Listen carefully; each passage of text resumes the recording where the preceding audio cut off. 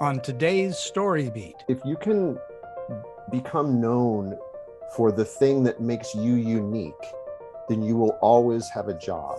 You will always be able to work because people won't be able to get that from anyone else. Always think about more about what you can give rather than what you can get. So early on, don't barrage people that you want attention from with asking them for something. Offer something to them instead.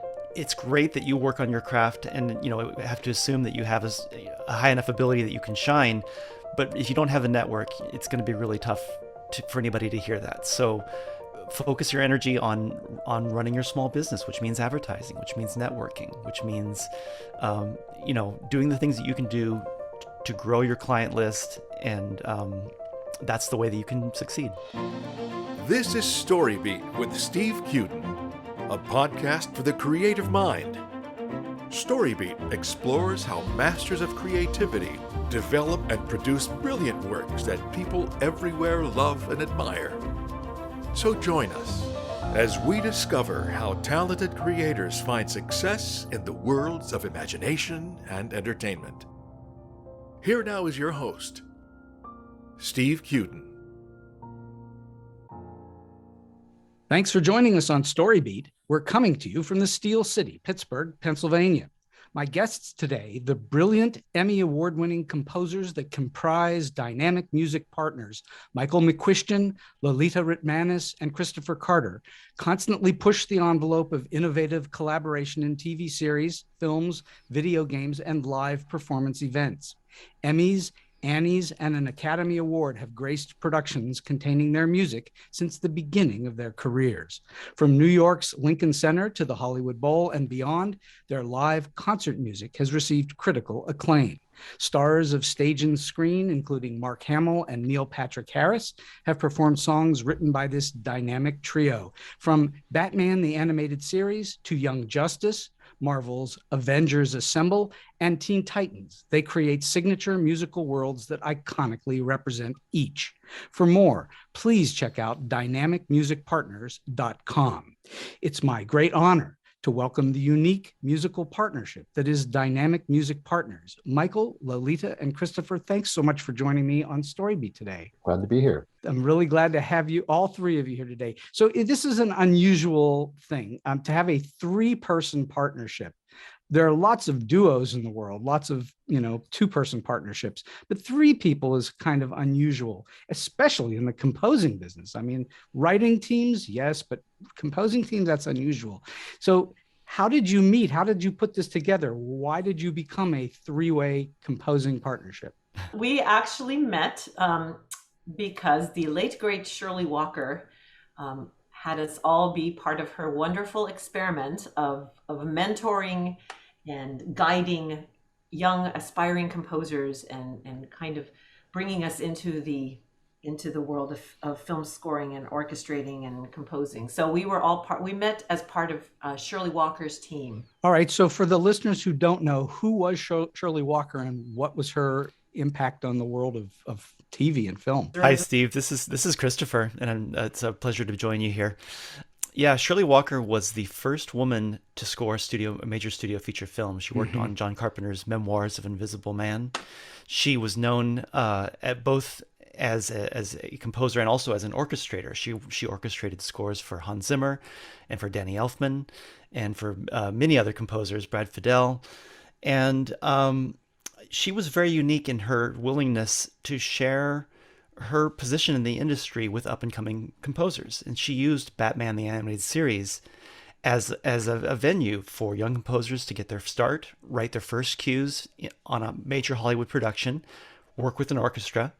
And it was very much supporting her vision, but she was just incredibly generous and wanted to kind of perpetuate the an old school way of doing film scoring, telling stories.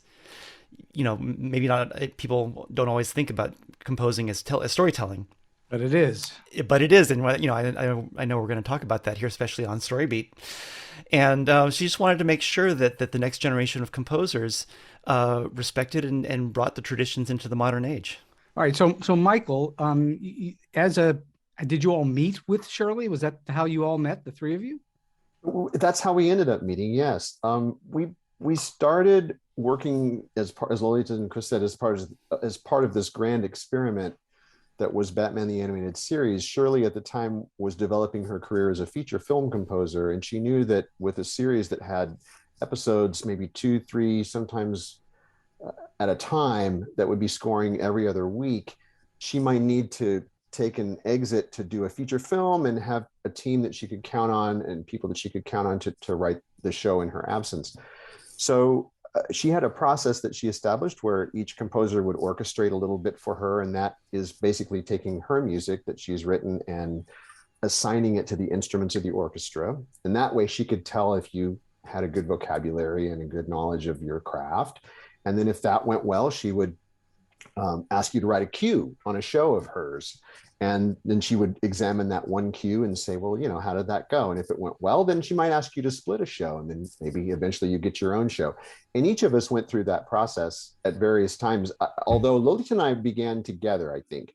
Lolita and I were the first two people that she asked to participate in this project. So we were kind of the guinea pigs. And we did work early on in this series, and then we wouldn't hear from her for a couple of months, and then she'd call back and say, hey, I've got this show, I need you to split a show. And then be like, okay, great, out of the blue. And we would do that.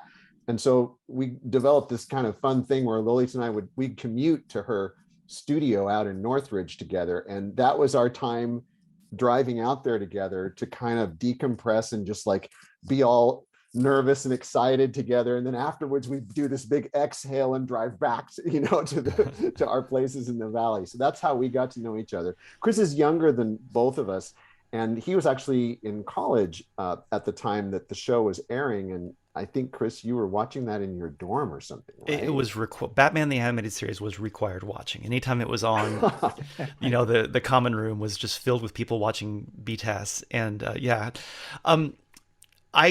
because I came in right at the very end of Batman the Animated Series, I was actually one of the last to join Shirley's team, along with another recent college graduate, Brian Langsbard. And so we did the version that Michael's talking about, except really accelerated because the series was drawing to a close. So she's like, okay, we're going to orchestrate this. Okay, good. Write a cue. Okay, show. Done. Yeah.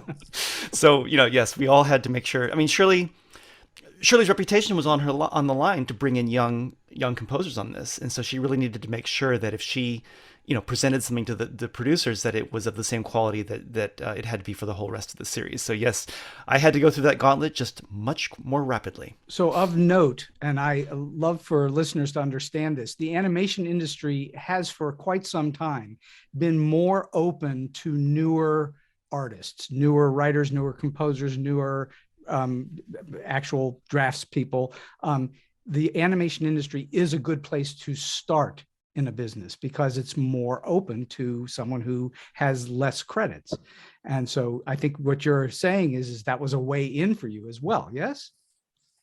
Yes, but who knew? I mean, well, right. I never dreamed that I would become a composer of music for animation. It was just all about, storytelling, like you were saying, and composing with orchestras. But it turned into this thing that I could never have even imagined. Did any of us think that we would end up writing so much music for animation? I certainly never thought that animation would be my main bread and butter work.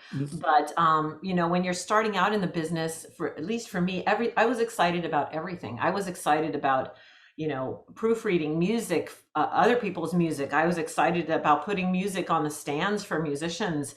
Both Michael and I did an extensive amount of orchestrating for other composers also parallel to this. And before this, we worked for Michael Kamen and Elliot Goldenthal, later some of the greatest film composers ever. Right. So here we are the timeline we could probably really be very specific about, but that's not really that important to your listeners. But it's just this idea that if you're interested in the business, you learn about all of these different aspects of the business, and if you're getting paid for it, boy, that's a great bonus, No kidding. And so we were orchestrating for huge orchestras on big features. I mean, Robin Hood and Lethal Weapon and Elliot's Batman. Which one was that, Michael? Which Batman one? and Robin. Batman and Batman Forever. Batman Forever. I mean, there's so many stories. We worked for Carter Burwell, and so a lot of this was happening also while we were working for Shirley. So it's like orchestrator by night, composer by day, and at the same time also then looking for our own individual other projects. In indie films, Chris has scored a bunch of indie films. All this stuff was happening kind of in parallel to one another, and that's why I think being a part of this industry is not just something where you're one peg in this puzzle and that's it. You're kind of a bunch of little pieces of your own puzzle, and how you put it all together is really it's like stepping stones from one to the next. So I think it's very important that the listeners hear what Lolita just said, which is that to get yourself into and establish yourself in the business, it's not a bad thing to do a little of everything, to stick your toe in wherever you can, because then you meet people. That's really what happens, isn't it? You met people and you expand your career from there. I assume. That's my assumption. Absolutely. I've been mentoring a wonderful young lady composer who did not get an indie film that she really wanted to get, but there was an opening for music editing. I mean, we're talking like a student film. And so she thought, well, they don't have a music editor. I'm going to learn how to do that. And so now she has all these other connections that she's met through doing that job. So, I mean, I don't think you can kind of BS your way into doing stuff that you absolutely have no idea how to do. But if you're interested in learning, and if you are excited about life and getting to know people will be giving you the next jobs more than the music you've written, actually. As I've said forever, it's not really a business about talent. It's really a business about who you know, and you better have the talent. That comes with the territory. If you don't have the talent, you're not going very far. But if you do, then it's a question of who do you know. So, all right. So, Chris, how did the three of you decide we're going to work together? And how does and you can each answer this question, but how do you work together? How does it actually function? You don't write together, do you? Sometimes we do, in fact, and we'll expand upon that in a second. We had kind of an intermediate step before we started officially working together. When Warner Brothers began the Justice League animated series, Shirley decided that she wanted to step away at this point, and she said, "I want to really focus on just composing music for feature films." And she said to the producers at Warner Brothers, Mike, Lolita, and Chris have been, providing music for your shows for so many years. You know them. You're happy with their work. I really think you should continue to work with them. And so we began both Justice League with Bruce Timm and James Tucker, and the Teen Titans series with Glenn Murakami, actually at the same time. But we were still not working together. We were rotating episodes. So an episode of Justice League would come in, and Michael would be busy on that. And then Lolita would be working on an episode of Teen Titans, and I would be gardening or something. There was actually kind of this roller coaster of there's a lot of pressure. We're working, and then we're not.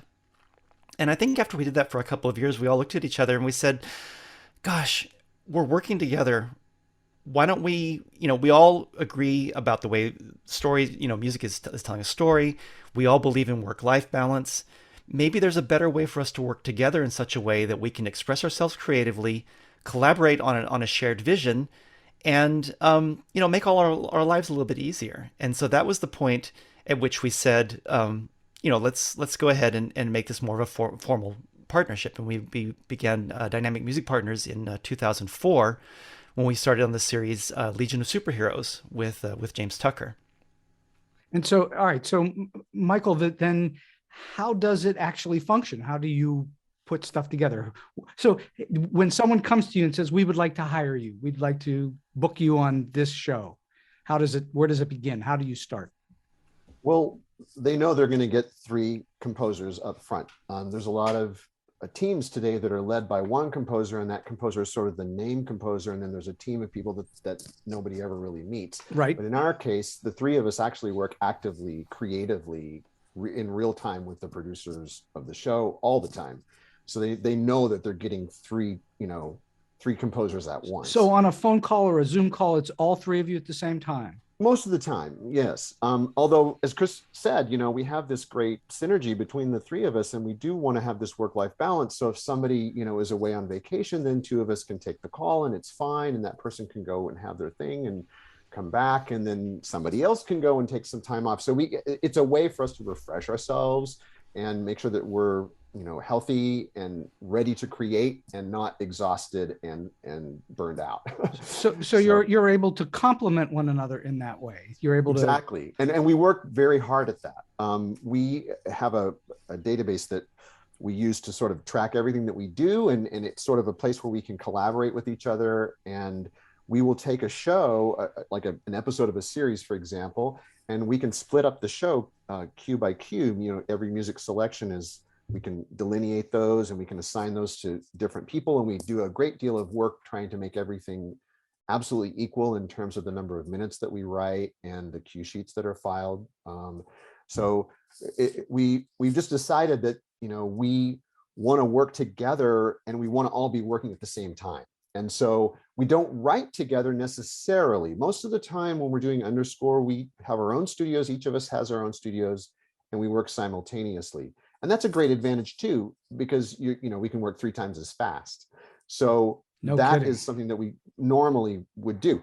But if something special comes along, like a song or a main title or something that is a little bit more featured, we might choose to all bring ideas to the table between the 3 of us and take the best of what the 3 of us have done and put it into one piece of music that becomes like the main theme for the show. All right. So here's what's got my curiosity up. I know that when I've partnered with people on just writing scripts, that frequently the 2 people have slightly different styles, and you have to then come to a meeting of the minds somehow. I assume that when each of you are writing whatever piece of music you're writing for a given show, one episode of a show, how do the 3 styles meld? Is it just natural, or do you have to work at that?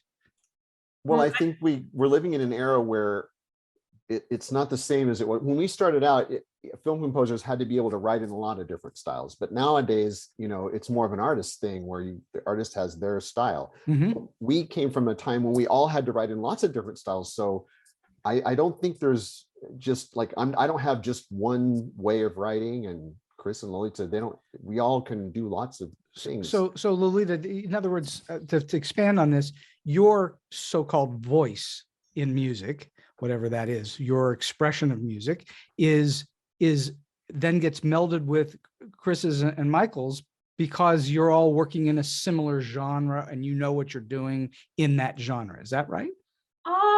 Yes and no. I would say if I have a blank page of manuscript, or I'm working in my workstation and somebody says, write some music that shows your own voice, that may not be at all what I'm writing for Young Justice or Killing Joke. Or the voice of the particular project really comes from whoever is the visionary behind the project. And it's our job as composers to kind of crawl into the brain of a Bruce Timm or a Glenn Murakami or a James Tucker or Brandon Vietti or Greg Weisman, and try to hear what they might be wanting to hear for their show.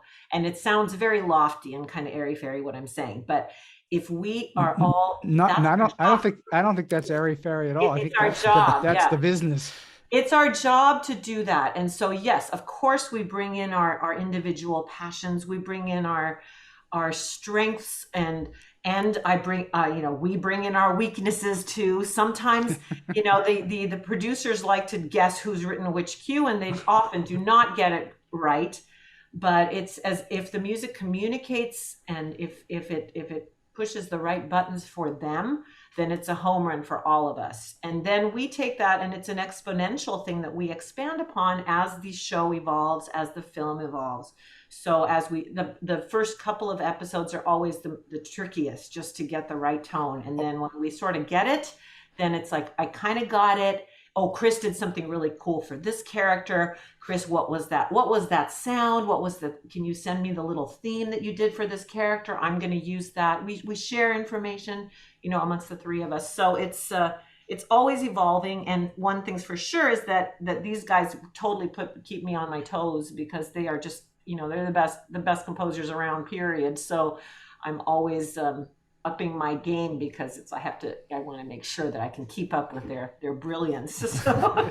Likewise. Well, I can tell you for a fact, as a writer, when you're coming onto a show before the show exists, where they're still working out a Bible, or where maybe they just have a Bible, that sort of thing, it's very challenging for the writer to figure out what the vision of the showrunners are.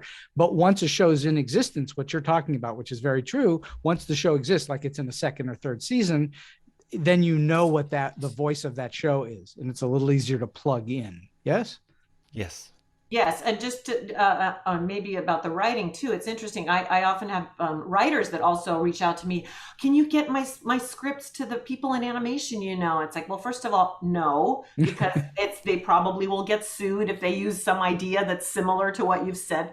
But there's the writer that writes their original work, and that's that should always be nurtured and amplified, and that the part of, I'm assuming the part of you as a writer that wants to write something that just comes to your mind and just be brilliant, but then to write like a sample script. So in a way, the idea of learning how to write a sample script, learning how to write a sample score. If somebody has been working on a show for a long time, and animation takes forever to get to the place where we're involved, the sooner we are involved, for any filmmakers out there of any sort, the sooner you involve us, the better, because we can help shape the way a show looks by the way our music sounds, the way that our music might inspire you to create something like no one's ever seen before, because the music is so interesting. So involvement, collaboration, it's all key. So no question that the music is a huge part of the way the show's perceived by the audience. All right, so I want to go in and discuss for a while the actual process of creation. So, Chris, after you've been hired on a show, what is typically the first thing that the three of you do? Is it read the script? Is it talk to the producers? What's the first thing that you do? We definitely want to get a sense for what the showrunners are envisioning. And so, yes, we ask for all of that. We say, send over your story Bible. We love to see, especially if the animation is still in process, we'd love to see storyboards, and we'd love to see animatics, which are the storyboards set to the dialogue. We, the Bible. We'd love to have meetings. We just want to have a lot of conversations about feelings and about story, because ultimately we don't, especially if the producers may not be as conversant with music, we want to make that easy for them and just come to them as filmmakers. We're the filmmakers in the music department. Mm-hmm. And so let's make a film together. It's very, very collaborative. And we want our clients to know that we're all about maximizing their vision. The three of you as a unit are serving the vision of the producer and whoever created the show. It's not about you, it's about serving the show, as you've already said. And so, all right, so once you have that meeting and you go off, how do you sit down, the three of you, and say, let's think of themes for this show, for these characters? Where do you start? Whether or not there are themes for the characters, that is something that the filmmakers will have a feeling of. Justice League was very reliant on motifs and themes, and every single character had a theme, and it was very important that we had identifiable hooks that when we play this thing, the audience will see the character. And then it becomes this interesting jigsaw puzzle of here we can have this theme playing with this theme, and how does it all work together? And composers love puzzles, so it's a great thing for us as film composers to kind of unpack how can we make these themes something that people will recognize within the musical context of the storytelling. Something like Young Justice, which is very atmospheric and ambient types of music, we still have these same approaches, but they're more sounds. There's a sound that Lolita created for the villain group, the Light. And so even though the music for Young Justice is not sweeping and orchestral in the way that some of our other shows were, when you see the Light, you hear this sound that Lolita came up with. We all use that same sound. In between, in the development of that, yes, we talk about how motivic, or how, what ways the music is going to represent the characters in the show. And then we will usually put our heads together individually. We'll make sketches. We'll kind of see if we're all, what ideas we bring to the table, and then we'll put something together to then share with the filmmakers. So when you're going into a project at that point, as you're getting ready to write, compose, at that point, the three of you sort of know jointly how you're going to approach the project. Yeah. We talk about it. We have meetings every week with each other. And if we're going to start a new show, then we're going to talk a lot about, well, what do you think about this? And, oh, I saw that piece of artwork and it came in and this is what I was sort of thinking. And then, we'll get each other's response to that. And we'll bounce ideas off of each other. We'll talk about sound environments. We'll talk about instrumentation. We'll talk about, what do we think they're thinking? That's what we talk about the most. What do we think they're thinking? You're trying to pick their brains a little bit to get inside of their heads. Exactly. The more, the better. And the more, maybe sometimes the more subtle, the better. And so whatever we can learn from them, that maybe it's just a way they started talking about an environment that they're going to use for several of their episodes. And it's like, well, gosh, that sounds like it might have an ancient feeling to it. If it's something that's, kind of mysterious and has all these old growth forests or something, we'll talk about the visuals and what we hear when we think of those visuals. And do the three of you arrange and orchestrate your own work? Yes. Yeah. We each conduct, we each orchestrate, we each arrange, we each compose. We all three do everything. And Got it. Yeah, we're free to kind of use. So you're not relying on hiring someone else to do your orchestrations. You're actually doing the orchestrations. Most of the time, yes. I mean, we can do that, and certainly we've orchestrated for each other on projects when time is short. But I think each of us enjoys all parts of the process. All right. So Lolita, who are all three of you involved in spotting sessions? Do you all figure out where the cues go? Absolutely. And it depends on the project. If a project has already been temped with pre-existing music, then some of those decisions have been kind of made by the producer or whoever chose, or the music editor or editor. But then we can sometimes question that, and we can bring some other ideas to the table. I mean, there's a great advantage to not having the temp at least once so that we can bring our fresh take onto something. But usually there's at least some sort of a soundboard or Spotify list or something of like, oh, I've been listening to this kind of music, or I've been listening to this kind of thing. But yeah, we talk about it, and we sometimes pre-spot a little bit, but then we definitely spot with whoever the showrunner is. Like with Young Justice, we spot with Brandon and with Brandon Vietti and Greg Weisman, and it's wonderful when we can be in the place of discussion, not to talk about the bassoon or the timpani, but talk about the darkness, or talk about the insecurity, or talk about the loneliness, and talk in a more emotional way or visual way, because that gives us much more freedom to look for interesting solutions rather than a director or producer trying to give musical directions. So I just wanted to be sure, for any listener that doesn't know what the term spotting means, it means you're trying to figure out where a cue begins and ends, and what it's all about, what's happening in that cue, and the cue being a piece of music that lasts a certain length of time that plays underneath whatever is happening on the screen. I just want to be sure that everybody understands what spotting is. All right. So once you have spotted, and once you've said, okay, we're going to write X number of cues for this episode, let's assume for a moment, just for the sake of the argument, it's 10 cues. How do you then divvy it up? What do you do? Well, Chris. we take a lot of notes about, when we're talking with the producers, and sometimes a scene will really spark one of us. Lolita will just say, "I'm totally hearing how to do this," or Michael will say, "I think I know the solution to this problem." And we want to make sure that if you're already feeling that creative energy for that piece of music, that you get to write it. And then there's some piece of music that really none of us wants to do.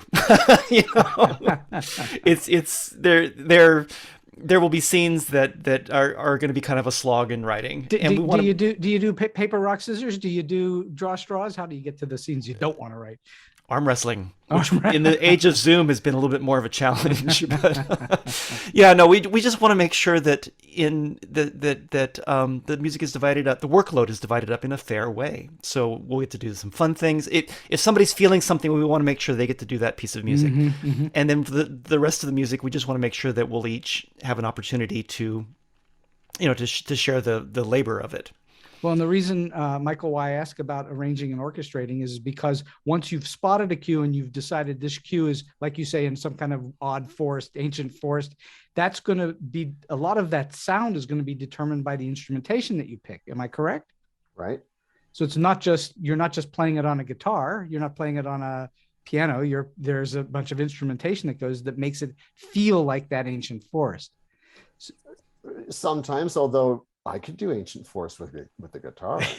I'm sure you can. I have no doubt you can. But I guess if a producer said to you, your budget is a guitar, you'd figure out how to make it work. And we've done entire feature films with just one live guitar. And, oh, wow. Yeah. So, yeah.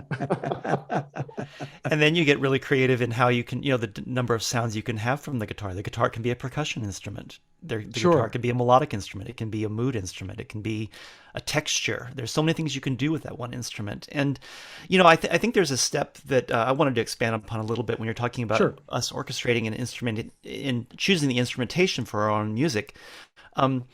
This is something, again, that Shirley started with. Her sketches, she wrote at the piano with pencil and paper, but every note that the orchestra would play is represented in this sketch.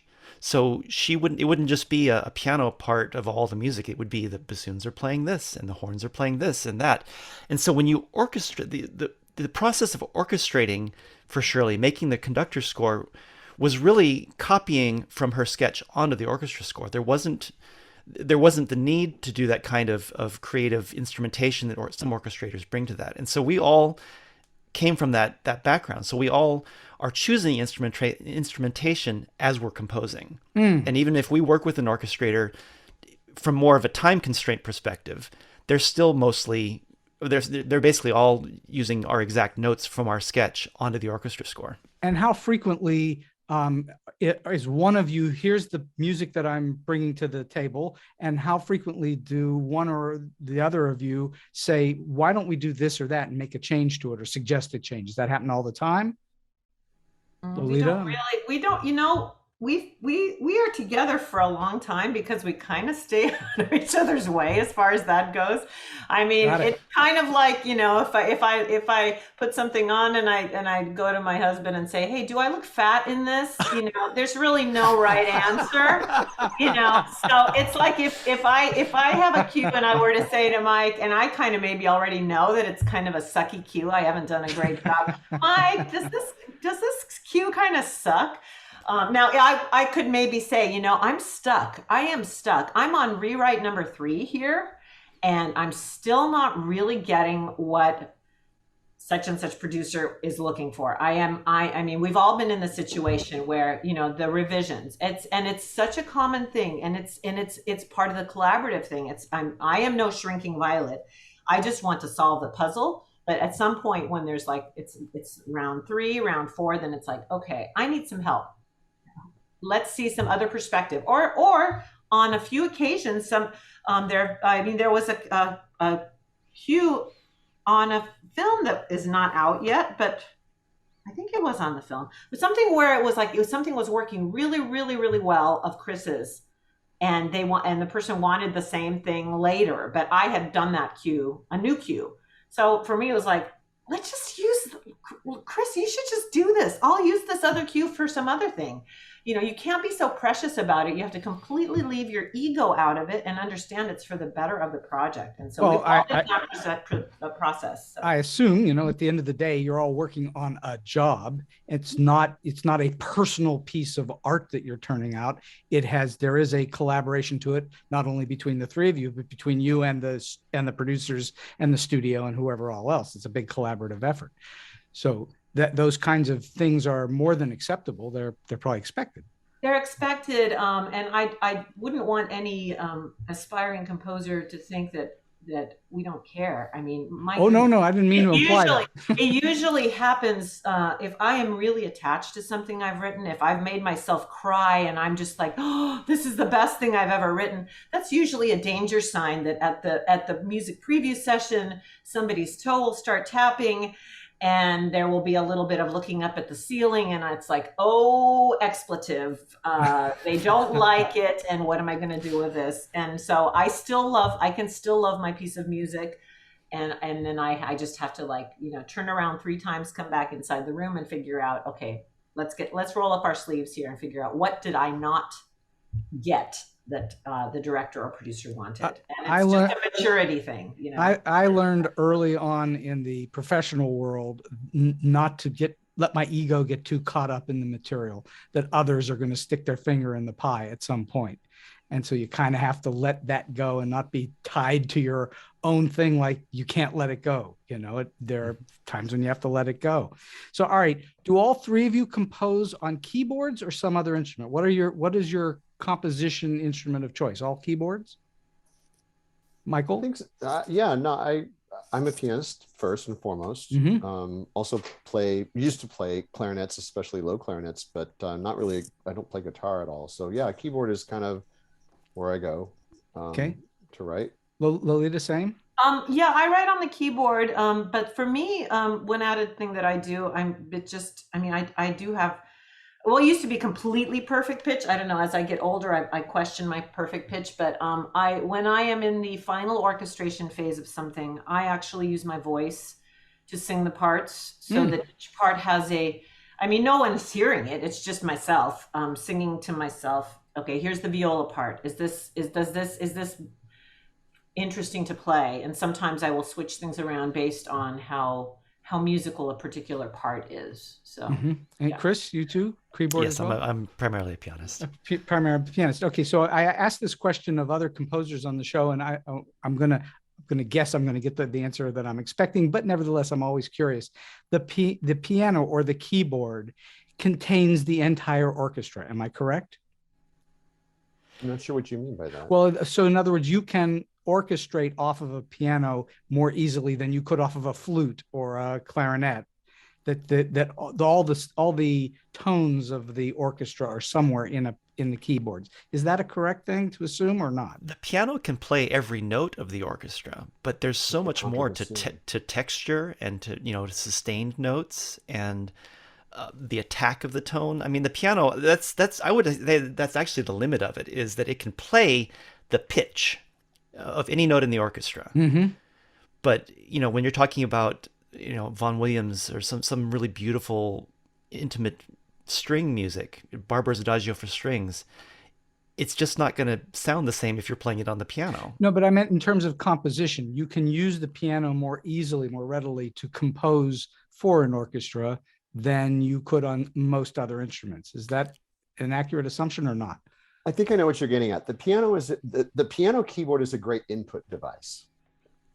And if you're sequencing and using software and you need to be able to enter things, it's the best because like Chris said, every note is represented. There's just a couple that are off, but most of, 99% of all the notes of any instrument in the orchestra will be represented on a keyboard. Sure. So like a guitarist would have a harder time doing that. It would be important to have that skill to be able to use a keyboard if you want to be able to input notes and things like that. Well, I was fascinated by recently, I just watched Get Back, which is the Peter Jackson revision of Let It Be, for the Beatles. And all of them play the piano. I didn't realize that all 4 of them readily went to the piano and used the piano, that they're playing on the guitars or the drums or whatever their instrument is, but then they all go to the piano to do things. I found that interesting. It's just the range, you've got everything from the lowest low to the highest high, and it's just the easiest way to get an idea out there and get an idea input. I think what you're saying though, I mean, is also requiring the piano as part of the compositional process. I mean, I know for me personally, it's actually all happening inside. Mm-hmm. So, I mean, I can't even play at the piano what I'm hearing the orchestra doing. It's like it's really the composing is happening all entirely in my head. And the piano is just a way to kind of help demonstrate that to others, of get it out there. But in terms of actually coming up with the music, it's not sitting and playing at the piano as much as it is maybe kind of a reality check of what I think I'm hearing in my head. That's where most of the composing is going on. Are you orchestrating are you arranging the orchestra and the orchestration by using notes on the piano? No, I'm actually, it's in your head. I'm actually hearing the entire orchestra in my head, and it almost, you think of those camera rigs that kind of zoom in on the orchestra. Sure. That's really how I compose for the orchestra, is that I'm sitting here hearing this overall sound, and then the camera kind of pans in on the flute, and I can hear what the flute's playing, and kind of zoom back and hear what all the woodwinds are playing, and then let's go over here and hear what the violas are. But it's a very internal process. It doesn't have to. I can be doing it really anywhere. It doesn't have to be sitting at the piano. I admire your ability to do that. That's so far beyond my capacity to think of. So, well, I'm inspired. I mean, I know, Michael, you do a lot of your composing away from the studio, do you not? Almost all of it. I can't. That's why when you asked that question, I immediately thought, oh yeah, it's a great input device, because most of what I write when I'm walking in the neighborhood, or when I'm taking a shower, or like swimming in the pool, or I do most of my writing that way, because I think it's because I'm the most relaxed, and that's where my ideas are easy to access. And like Chris said, it just, and in the way that he was talking about Shirley Walker and how she did her sketches, that we conceive of the music already being in the orchestra. It's not like, oh, here's a melody and I'm going to assign that. It's more like I'm hearing it in full-blown context. And then the challenge is, okay, how do I translate what I'm hearing in my head already done into something that can be performed, and something that can work, with the orchestra in real life? Because we all have wonderful ideas, but do they actually work? So that's the challenge for me. It really is a translation. I'm sorry, Lolita, go ahead. No, I was going to say our palette is constantly expanding now with the evolution of the incredibly brilliant sound designers that are out there. So that the combination of sound design that is created electronically, and then also sound design that was created, in modern classical compositions with orchestral effects. All those things are now in kind of the encyclopedia of our brain, like ideas of how to make a scene breathe a certain way. Sometimes I'll watch a scene and I will be hearing like a swooshy sound, and like, what is the swooshy sound I'm hearing? Well, it's a combination of such and such electronic sound, but I'm also going to have a non-vibrato violin cluster, a bunch of notes together just playing very, very softly. And then out of that, as the sunlight hits the girl's face, I'm going to have an alto flute at the bottom of the range coming, breathy sound. So that kind of painting is not really possible on the piano. But on the other hand, if I'm starting in on a big action scene, that's a whole different thing. That's sometimes I am like, okay, I'm hearing the whatever it is, and how am I? It's like, oh shoot, how am I going to get this music done? Because it's so fast, and I always pick fast tempos, and the drums are going to go, and the strings are going to play, and realizing I have to make all of this work with the orchestra is like, okay, well, that's going to be about 4 days of my life right there, but I can hear it. And then I have to slow the tempo down to actually input the music into the computer. So, because I can't play that fast. I can play pretty fast, but I can't play as fast as what I hear. So interesting. Very interesting. Well, all right. So, Michael, the three of you clearly work on lots of superhero stories. You've worked on lots of dramatic and superhero stuff, especially in animation, obviously. What is it? The two questions are, what is it that makes superhero stories so musically acceptable? In other words, what is it about superhero stories that makes music so important that they be incorporated in? And then what are the biggest challenges in writing for superhero stories? Well, are you speaking in general terms or general for animation? Terms. Because there's actually animation is a whole other group of challenges. All right, let's talk about the difference between the two. Yeah, I think, well, first of all, I think when it comes to animation, there's something that's just so wonderful about animation and music and how they go together. Because it's not live action, you don't get the nuance of expression that you get when you're watching a person's face, and every muscle and every corner of their mouth and the corner of their eyes and their eyebrows and the skin between the two eyes above the nose, all of those things inform us emotionally.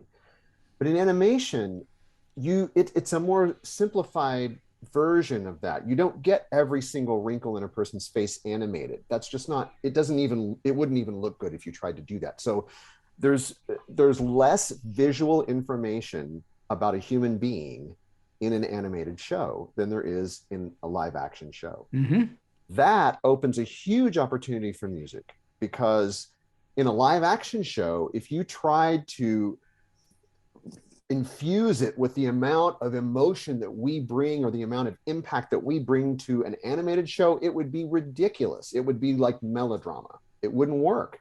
But in an animated show, you can fill in those gaps. You can paint that picture with very fine lines that don't exist visually, but that can exist in the music. And it's a beautiful and wonderful marriage, and an opportunity for music to really play a bigger role, I think, in storytelling in an animated show than you would have in a live action show. That's the single best explanation I've ever heard of the difference between animation and live action, especially in terms of music. That's the best explanation I've ever heard. And great. And you're so dead on. I mean, you're filling in those emotional blanks that aren't there in the drawing of the face. Right. And then to your second point about superheroes and things like that, I mean, like we said before, none of us plan to have careers as superhero music composers. Although I love saying that now when people say, "What do you do?" I write film music. What kind of stuff do you do? I write for superheroes. I write for Batman and Superman and the Justice League. And it's like, oh my God, that's so cool. So I that's a really neat thing to be able to say. The truth is that when you're talking about superheroes, you're talking about iconic things and principles. And they represent something, right? And you're also talking about a great range of expression from when they're doing their action stuff. That's one thing. But these people are human beings, and music can bring the humanity to that story. We all know what happens when people fight. We've seen a billion battles, and they're exciting and they're wonderful. But what's really going on here? Why are you fighting? What are you fighting about? What are the consequences of what you're doing? These are the things that music can say. And you see these superhero stories, and why do we keep watching them? I mean, if we've all seen these battles and we've all seen these conflicts, and they're so iconic and they're so definite, we all know how it's going to turn out, right? Yes. Well, the difference is, I think, we keep watching these same characters do more things because we want to see how they're going to react. We want to see, how do they feel? What are they now that they're older, are they doing things differently than when they were younger? And what's important to them? All those story things can be told through music. And that's why we keep watching more and more of, what Superman's doing nowadays, because otherwise it would be all the same stuff over and over. It's my contention, and it gets more of my contention over time, and it's for a whole other conversation. But the reason why we watch stories over and over again, and why we watch superhero stories, because just like you say, they have principles that frequently don't appear in other kinds of stories, is that we as humans, we want to get to this marvelous thing called catharsis, and we want to have the emotional purging of catharsis, which, by the way, music provides as well. And so that, to me, is the storytelling drug. It's why people get hooked on stories and keep coming back and back and back, is so they want to experience catharsis. Chris, what do you think about superhero stories? I think that the challenge of superhero stories is matching the scale, especially on a show like Justice League that had to keep 7 of the world's, the universe's most powerful beings busy for a 2-episode arc. No wimpy music there. Yeah. And also, as we've done quite a string of shows with these same characters, is reinventing them each time, because every producer and filmmaker we've worked with has their own take on what Batman's going to be, what Superman's going to be, and it's a fun, again, coming back to the puzzles, it's a fun puzzle for us to see how we can evoke that same feeling when someone says Superman's music, but in a new and a different way for each different show. Well, and I imagine you're also fighting the classic John Williams theme from the original Superman, which people know, and other themes that people know. I assume you're trying to come up with something that's unique, correct?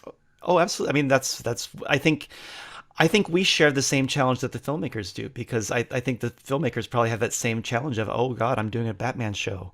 How am I going to do and put my own spin on it? And yeah, it's a puzzle. And certainly, I mean, great music has been written for all these superheroes, and it's super, it's such an honor to get to, and a blessing to get to kind of join that pantheon. Well, it's a little hard to beat Danny Elfman and Hans Zimmer when you're talking about that kind of stuff. I mean, it becomes iconic. People know it. Well, that's instantly. Why it's not a competition. We're going to do our spin on it, and and we want to write the best music that we can, and most importantly, make the filmmakers that we're working for thrilled with the way that we're supporting their story. Mm-hmm. Lolita, I'm curious if you have a separate take on superhero work. For me personally, it really is about how to keep it fresh while respecting the legacy of what has come before.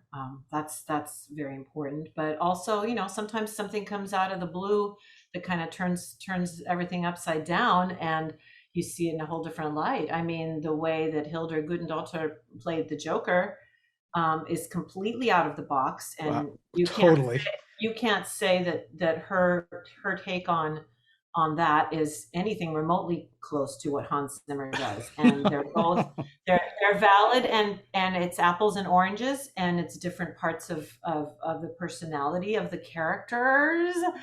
And so I think that I applaud people who are brave enough to really try to find new ways of playing these characters that everyone thinks that they have completely figured out, because I don't think these characters should keep evolving.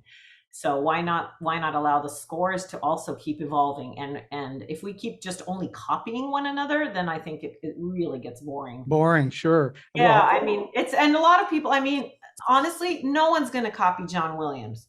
I'm sorry. No matter how great a composer is. I mean, John Williams, bless his heart, he's getting up there. I mean, when that time comes, when he's no longer on this earth, it's like, I think the whole world will shut down for a day and just be playing his music.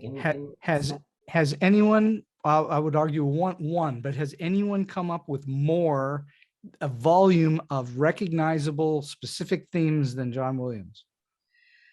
I mean, there are other greats like Jerry Goldsmith and I mean Ennio Morricone, but I mean Ennio Morricone. Yeah, but John Williams, I mean, a lot of people, unfortunately, only know him for his superhero music. But I mean, you bring Schindler's List into it, and Catch Me If You Can, some of these, completely Sabrina, different scores.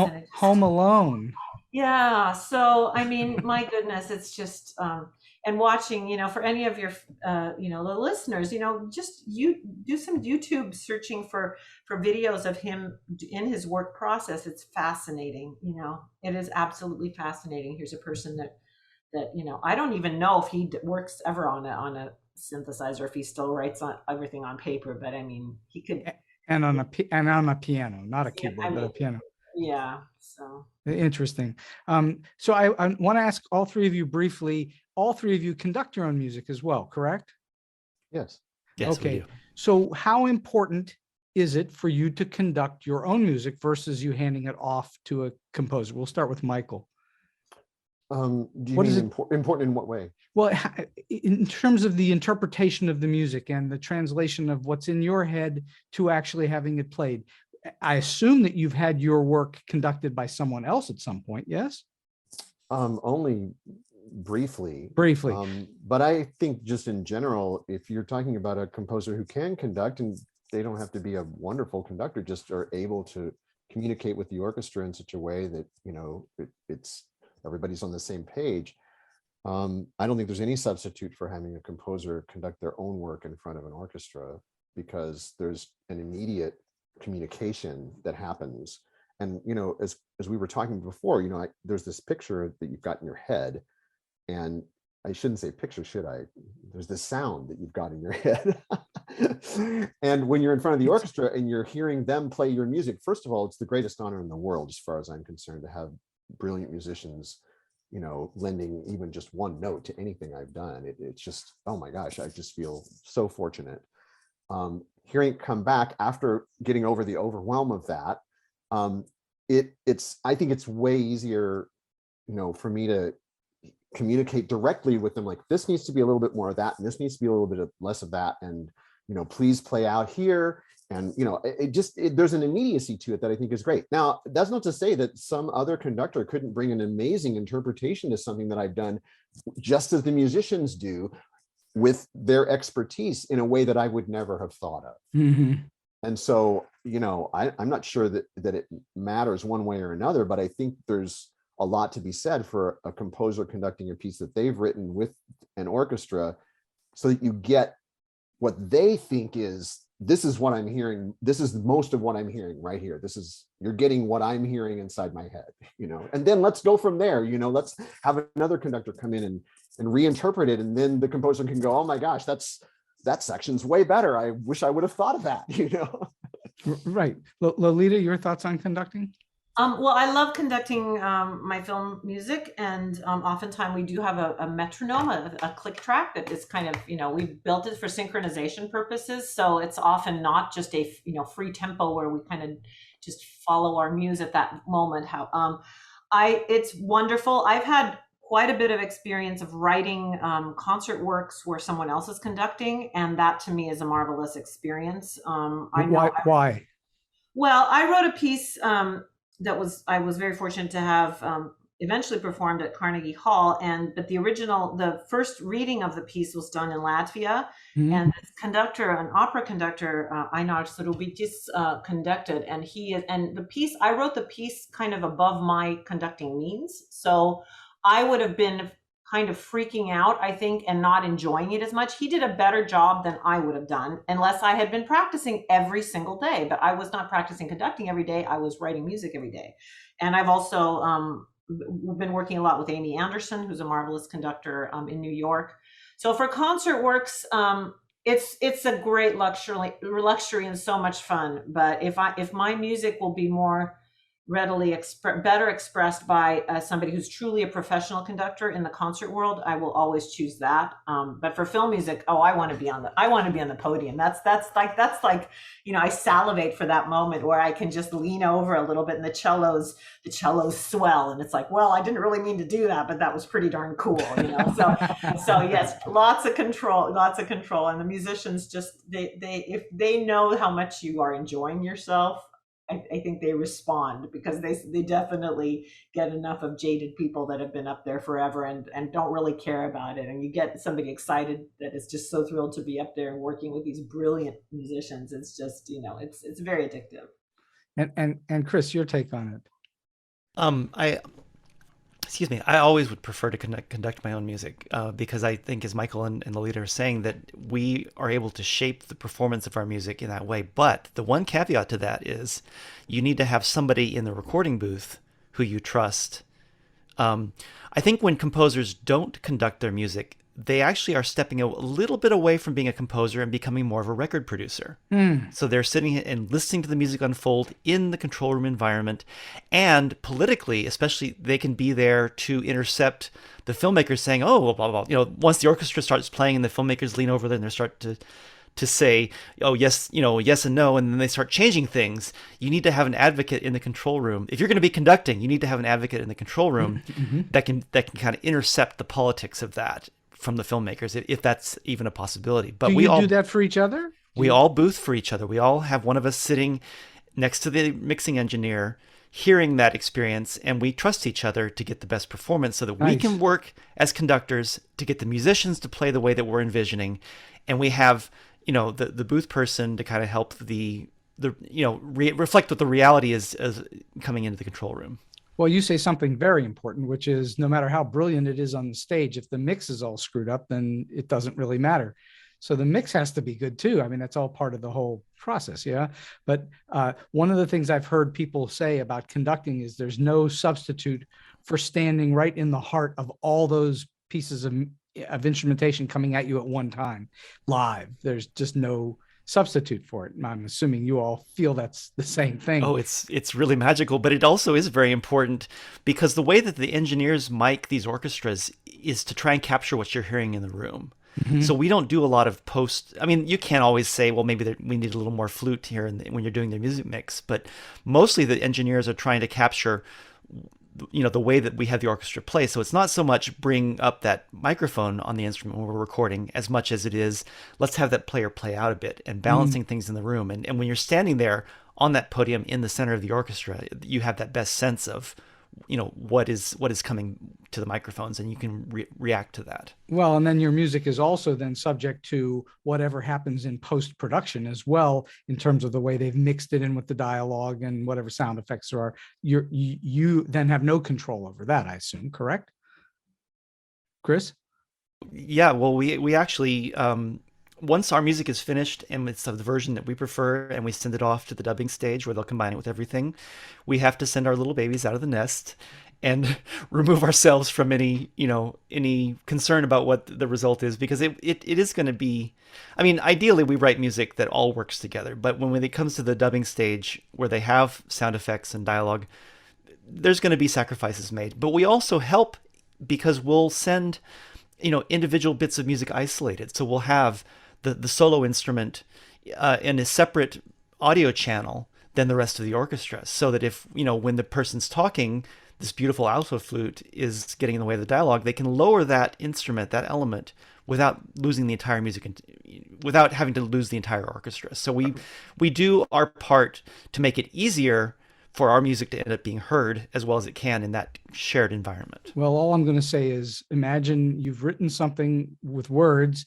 and you don't even know what's coming back until 10 months later. And then suddenly there it is as a whole finished thing. You had nothing further to do with it as a freelance writer. So imagine that. It goes, talk about letting your baby go. It goes off into the world and comes back as some other thing. Well, I have been speaking for 1 hour to dynamic music partners, Michael McCuistion, Lolita Ritmanis, and Christopher Carter. And we're going to sort of wind this thing down a little bit. And I'm going to ask each of you if you've had an experience somewhere in the business that was either strange or quirky or offbeat or oddball or just plain funny. Let's start with Lolita. What have you had? I'm not such an oddball person, so I generally avoid those situations as much as I can. But I have been amused and enlightened and just entertained to no end by the rare times that I'm actually in the presence of the actors. And especially during the sessions where we had actors singing our songs, like on Batman, Brave and the Bold, Mayhem of the Music Meister, the sessions with all the actors, but Neil Patrick Harris in particular, just the level of his perfectionism and of course, I was quite, starstruck when he entered the room. But we were like, the idea was let's get him in and out as quickly as can. We don't want to bother him, and like we can certainly fix something if it's not right. We can, if he's a little flat, we can, fix it in post and stuff. So, he just was such a perfectionist that if there was any question at all, he basically after the take was like, well, no, I can do it better. What's wrong? I can do it better. So that was, it's not quirky, but it was just a very wonderful experience. Dee Bradley Baker, the actor, he once had made the sound of a cricket, and it sounded like it was coming from the other side of the room somewhere. I don't know how he did that, but that was very, very annoying and comical at the same time. And also with Mark Hamill on Killing Joke, when he sang our song, he was so into it and making such incredibly intense faces. At one point, when he got to some sort of a higher note, he started squatting down and going further and further away from the microphone. So that was quite funny, because it's like, no, you got to stay near the microphone, no matter how into it you are. So yeah, not necessarily funny, but just I mean, for the fans out there, I'm such a fan. So when I get to work with anybody that I've been admiring for years, it's just like I have to make sure to keep my composure as a professional composer and musician in those moments. So. Well, talk about magic. There is nothing more magical than sitting in a room, in a booth, in a studio, and listening to voiceover actors doing their thing. It is unbelievable what they can do. I have had the privilege of working with both Mark Hamill and Dee Bradley Baker, so I know what you're talking about. And I've heard some of the most amazing voices ever beyond them too, Mo LaMarche and all sorts of people that are unbelievable. And so, yeah, that's magic. Michael, you got a good story for us? Yeah, no, I'm going to go way back into the vaults when I used to be an orchestrator, and talk about a situation that happened when I was working on, I believe it was Batman Forever with Elliot Goldenthal. And he was doing the bulk of his work at a studio in Encino, and I lived very close to there. And so I would go over to this studio to get his cues from him to orchestrate and then bring back ready to go. And just to give you an idea of how much is at stake with these recording sessions and what we're really talking about here, the orchestra for that production was recording at Sony, which is down in Culver City. Right. He's in Encino, which is about 45 minutes away by car. Yeah.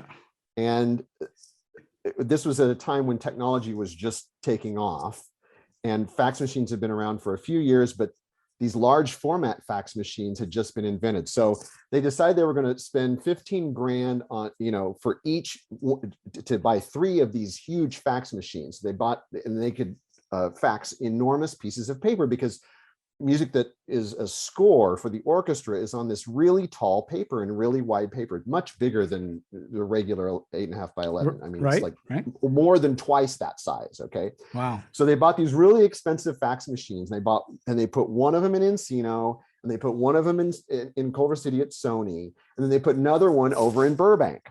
And the idea was, well, this is great. We've got this technology. We can fax these scores and to the copyists, and we'll have like another day to write music, because, that's what you want. You want as much time to write the music as possible so that it'll be as good as possible. And then you want to be able to be very efficient about the orchestration and the copying process. Anyway, what happened was everybody was sitting in front of the fax machine waiting for the next page to come out. But on an orchestra score, it's only 4 bars of music. So it was still taking 30 minutes to get an entire big action cue to come out. And it was just not enough time. So they ended up hiring a helicopter to come into Encino and take this huge tub of orchestrated scores, and they would airlift them to Sony, where the copyists were, and drop them down in the Sony lot by helicopter. Wow. So I thought that was pretty amazing, to be involved in something like that, where the orchestra gets its own private helicopter, right? Nothing like ruining your cost savings. Oh, I think at that point they just needed to get the film done, and it was like, whatever we can do, we can't have the orchestra sitting here without music to record, because they're on the clock. And there's 100 some odd people that we're having to pay wages to. So this helicopter actually was less expensive for them than any other way of getting it there. It was amazing. That is amazing. And that sounds like Hollywood. They'll just it's very throw money at it. Yeah. Chris, do you have a good story for us? I also was thinking about the voice actors. It's really hard to. They do such a good job of being quirky and strange and funny and all the, but they will inhabit their characters even outside of the booth. I was in jury duty. I was in downtown LA at jury duty, and I happened to run into Diedrich Bader, who has been a voice on many of our shows, but also at the time was Batman on Batman the Brave and the Bold. And I said, Diedrich, hey, what's up? How's it going? He was getting released as I was settling in for the day, and how did your trial turned out? And he looked at me in his very stern way and said in his Batman voice, "He's guilty." And there's nothing like having Batman tell you he's guilty. Exactly. All right, last question for the 3 of you, and we'll start with Chris on this. Do you have a solid piece of advice or a tip that would help someone who's starting out in the business, or maybe they're in a little bit, but they're trying to get to that next level? Oh, it's definitely about connections. You've said this, probably every one of your guests have said some variation of this, that it really is who you know. it's great that you work on your craft, and have to assume that you have a high enough ability that you can shine. But if you don't have a network, it's going to be really tough for anybody to hear that. So focus your energy on running your small business, which means advertising, which means networking, which means doing the things that you can do to grow your client list, and that's the way that you can succeed. That is such excellent advice, because it really is about meeting people that can take you to that next place. And in fact, you all are guests on this show because of our mutual friend, Kevin Hops, who has been a guest on this show, who I've worked with many years ago at Disney. So it's all about those kinds of connections. Lolita, do you have a piece of advice or a tip? Oh, I have so much advice, but I'm trying to think of one tip. Well, building on what Chris said, yes, connections are important. I think make connections outside of your particular field. So get interested in learning about what directors do, what editors do, what music editors do, producers. Be an interesting human being, and always think about more about what you can give rather than what you can get.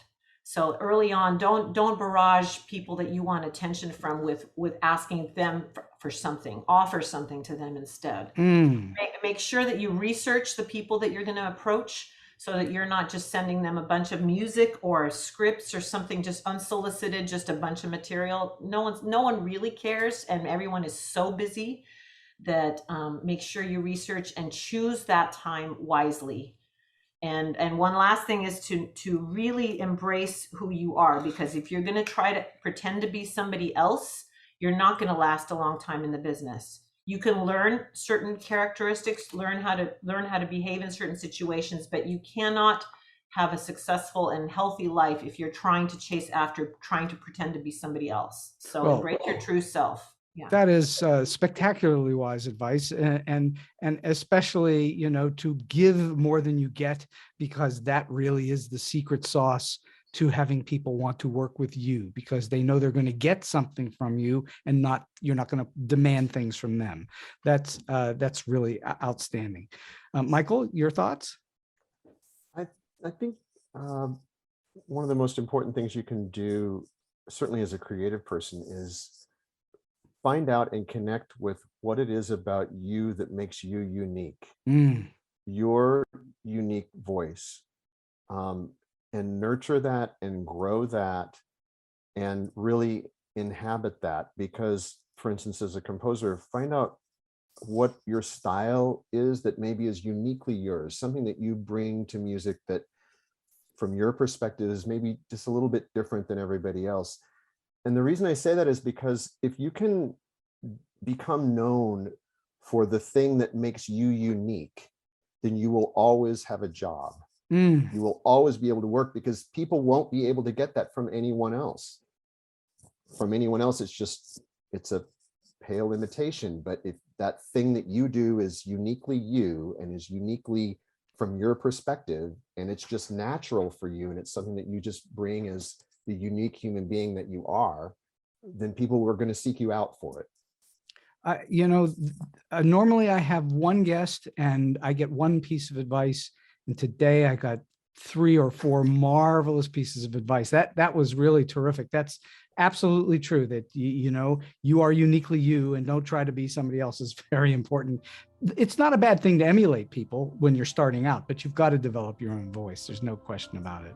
Well, Michael McCuistion, Lolita Ritmanis, and Christopher Carter, this has been just a terrific hour plus on StoryBeat, and so much fun and so much interesting information. And I cannot thank you enough to all 3 of you for giving me your time today. It's a pleasure, Steve. Thanks so much for inviting us. Thank you so much. Thanks, Steve. And so we've come to the end of today's StoryBeat. If you like this episode, won't you please take a moment to give us a comment, rating, or review on whatever app or platform you're listening to. Your support helps us bring more great StoryBeat episodes to you. StoryBeat is available on all major podcast apps and platforms, including Apple Podcasts, YouTube, Spotify, iHeartRadio, Stitcher, TuneIn, and many others. Until next time, I'm Steve Cuden, and may all your stories be unforgettable.